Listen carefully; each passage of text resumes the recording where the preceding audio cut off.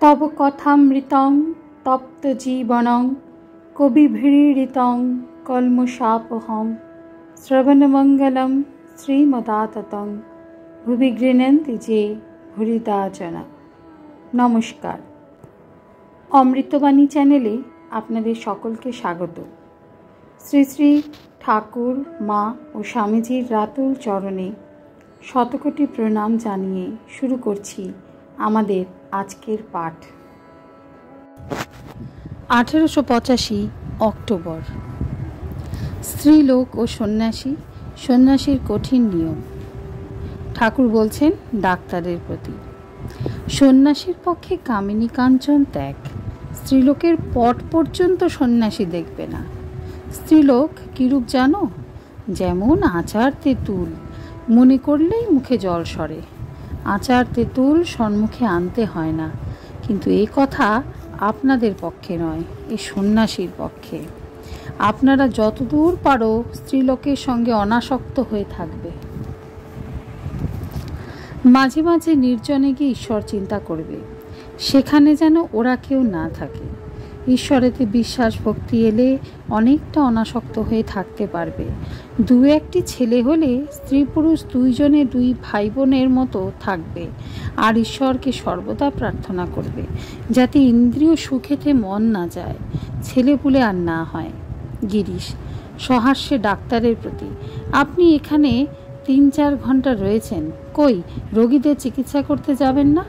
Doctor, আর ডাক্তারি আর রোগী, যে পরমহংস হয়েছে আমার সব গেল। সকলের হাস্য। শ্রীরামকৃষ্ণ, দেখো কর্মনাশা বলে একটি নদী আছে, সে নদীতে ডুব দেওয়া এক মহাবিপদ। কর্মনাশ হয়ে যায়, যে ব্যক্তি আর কোনো কর্ম করতে পারে না। ডাক্তারের ও সকলের হাস্য। ডাক্তার, মাস্টার গিরিশ ও অন্যান্য ভক্তদের প্রতি, দেখো আমি তোমাদেরই রইলুম। ব্যারামের জন্য যদি মনে করো তাহলে নয়, তবে আপনার লোক বলে যদি মনে করো তাহলে আমি তোমাদের।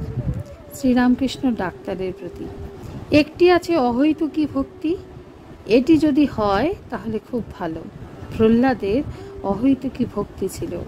সেইরূপ ভক্ত বলে, হে ঈশ্বর, আমি ধন মান দেহ সুখ এসব কিছুই চাই না, এই করো যেন তোমার পাদপদ্মে আমার শুদ্ধা ভক্তি হয়। ডাক্তার, হ্যাঁ, কালীতলায় লোকে প্রণাম করে থাকে দেখেছি, ভিতরে কেবল কামনা, আমার চাকরি করে দাও, আমার রোগ ভালো করে দাও, এইসব। শ্রীরামকৃষ্ণের প্রতি, যে অসুখ তোমার হয়েছে লোকেদের সঙ্গে কথা কওয়া হবে না, তবে আমি যখন আসবো কেবল আমার সঙ্গে কথা কইবে। সকলের হাস্য। শ্রীরামকৃষ্ণ, এই অসুখটা ভালো করে দাও, তার নামগুণ করতে পারি না। ডাক্তার, ধ্যান করলেই হলো। শ্রীরামকৃষ্ণ, সে কি কথা, আমি একঘেয়ে কেন হব? আমি 5 রকম করে মাছ খাই, কখনো ঝোলে, কখনো ঝালে অম্বলে, কখনো বা ভাজায়। আমি কখনো পূজা, কখনো জপ, কখনো বা ধ্যান, কখনো বা তার নাম গুণগান করি, কখনো তার নাম করে নাচি। ডাক্তার, আমিও একঘেয়ে নই।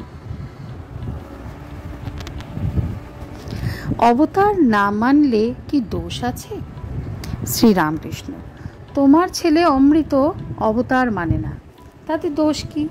ঈশ্বরকে নিরাকার বলে বিশ্বাস থাকলেও তাকে পাওয়া যায়, আবার সাকার বলে বিশ্বাস থাকলেও তাকে পাওয়া যায়।